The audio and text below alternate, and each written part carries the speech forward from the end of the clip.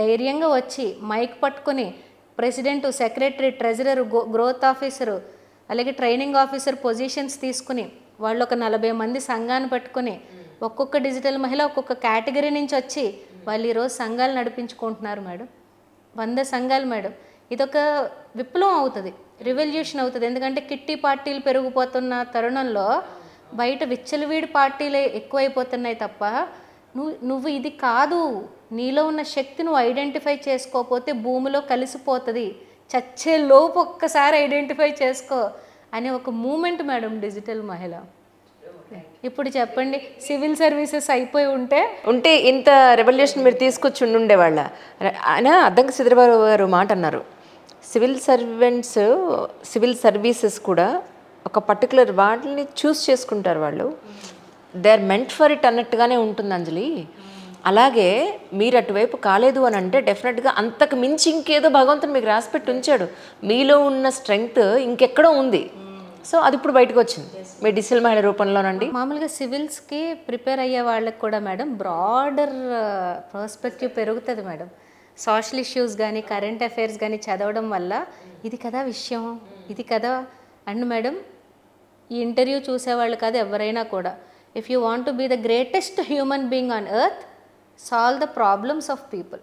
Yeah true. ఎంతసేపు నీకేమొచ్చేసి నువ్వేం చేసేస్తావు అది కాకుండా ఒక కేటగిరీ ఆఫ్ పీపుల్ ఏం ప్రాబ్లంలో స్ట్రక్ అయ్యారో మనం ఫైండ్ అవుట్ చేస్తే అది ఒక పెద్ద బిజినెస్ కాదు మేడం, అది ఒక పెద్ద రెవల్యూషన్ అయిపోతుంది. We should work on those problems.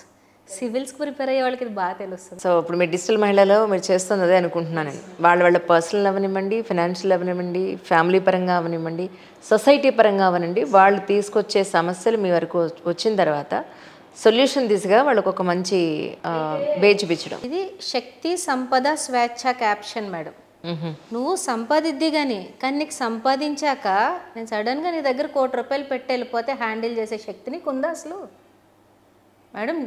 నిజంగా మీరు ఎవరి దగ్గరికన్నా వెళ్ళి ఒక మిడిల్ క్లాస్ ఉమెన్ దగ్గరికి వెళ్ళి ఒక ₹1,00,00,000 బ్యాగ్ పెట్టి బయటకు వచ్చేయండి, ప్యానిక్ అటాక్ వచ్చేస్తుంది.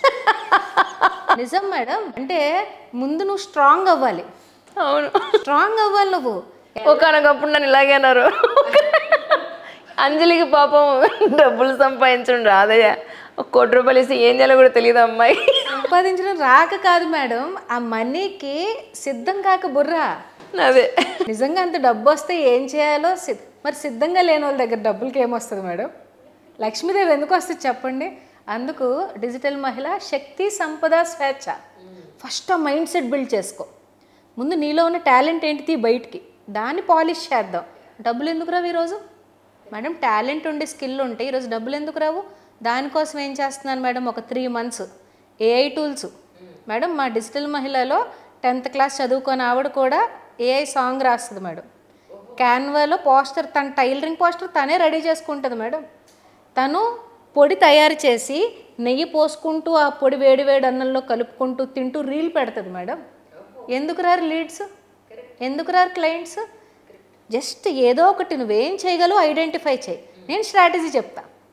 నేను 30-40 రోజులు రోజు నీకు కనబడి నువ్వు ఈరోజు ఇది పెట్టు, రెండో రోజు ఇది పట్టు, స్లోగా అల్గారిథంకి అలవాటు అవుతుంది.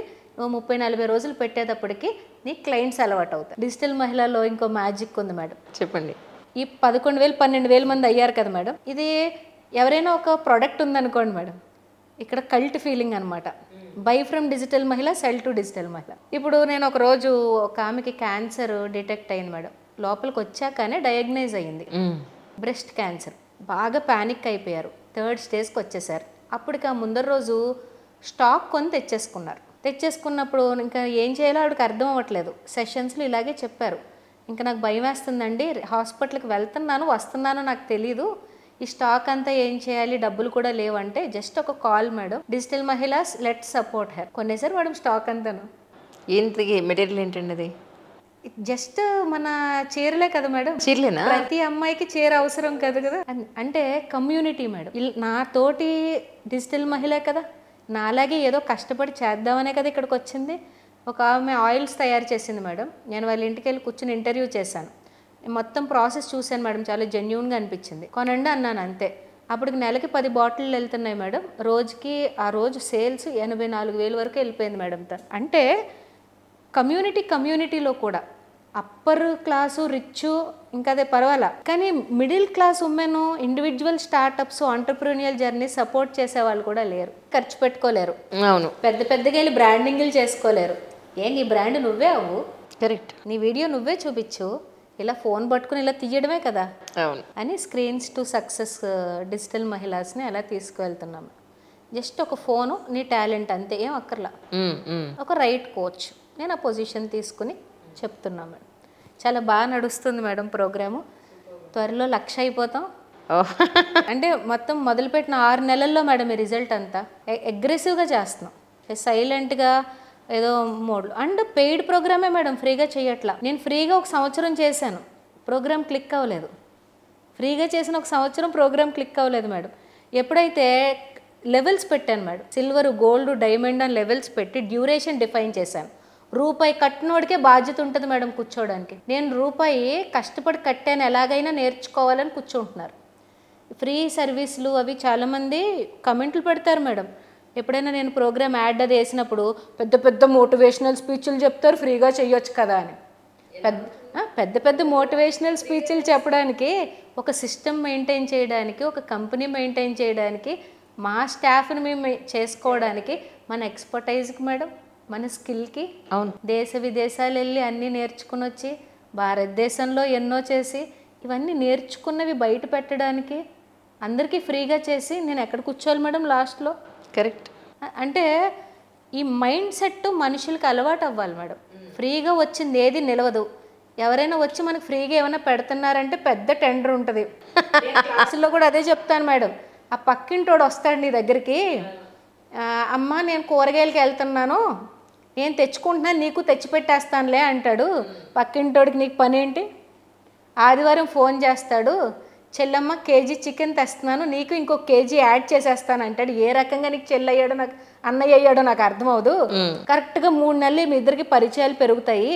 3వ నెల చివరిలోనూ కొంచెం ఇబ్బందుల్లో ఉన్నానమ్మా, ఒక 5 లక్షలు ఉంటే చూసి పెట్టమ్మా అంటాడు నిన్ను. లేకపోతే నీ బంగారు ఇవ్వమ్మా, బ్యాంకులో పెట్టుకుని కట్టేస్తానమ్మా అంటావు. మా అన్నయ్య నాకు చికెన్ తెచ్చేసాడు, మా అన్నయ్య నాకు కూరగాయలు తెచ్చేసాడు అని నువ్వేమో ఏదో ఒకటి ఇచ్చేస్తావు. మేడం నాకు కౌన్సిలింగ్లో ప్రాబ్లమ్స్ చెప్తారు కదా మేడం, 30 లక్షలు, 1 కోటి రూపాయలు, 50 లక్షలు షూరిటీ సంతకాలు పెట్టేసి ఈరోజు ఎటు వెళ్ళలేని పరిస్థితుల్లో ఉండిపోయారు చాలామంది మహిళలు. అతి మంచితనం. అంటే నీకు ఎందుకు ఎవరైనా ఫ్రీగా ఇవ్వాలి? నిజం. ఎవరైనా నీకు 1 కేజీ చికెన్ ఎందుకు ఫ్రీగా తేవాలి? అంత తింగరదానివా నువ్వు? ఈ ఫ్రీలకి అలవాటు పడు. అమాయకత్వం లేదు మేడం, అత్యాశ. అచ్చేసా మరి ఫ్రీగా చేసి పెట్టేస్తున్నారు కదా అవతలోళ్ళు. అచ్చా, ఫ్రీగా ఏం జరుగుతున్నా కూడా రేపొద్దున మీకైనా నేను ఏమైనా ఫ్రీగా ఇచ్చాను అనుకోండి, నమ్మొద్దు నన్ను, డెఫినెట్గా నమ్మొద్దు నన్ను.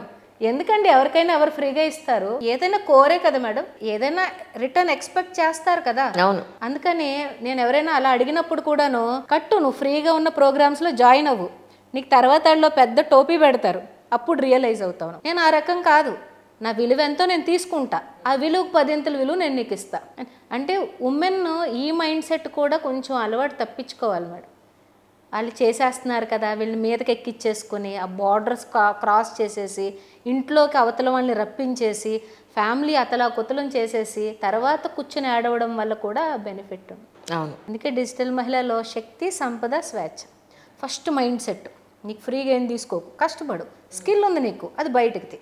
నీకేమీ లేదు, నువ్వు ఒక దద్దంవే, నీకు దేవుడు ఐక్యూ పెట్టలేదు, జెనెటిక్గా మీ పేరెంట్స్ కూడా తెలివైన వాళ్ళు కాదు, ఎవరి కిందన్నా పని చేయబోని. ఈరోజు నేను 40-50 వేలు నాకు ఇవ్వక్కర్లేదండి, ఒక 15,000 ఇవ్వండి, చాలా బుద్ధిగా లాయల్గా మీ దగ్గర పనిచేస్తానంటే ఇవ్వరా మేడం? అంతే కదండి. అంటే దారి చూసుకోవట్లేదు, ఎక్కడో కూర్చునేదేదో ఆలోచించేస్తున్నారు.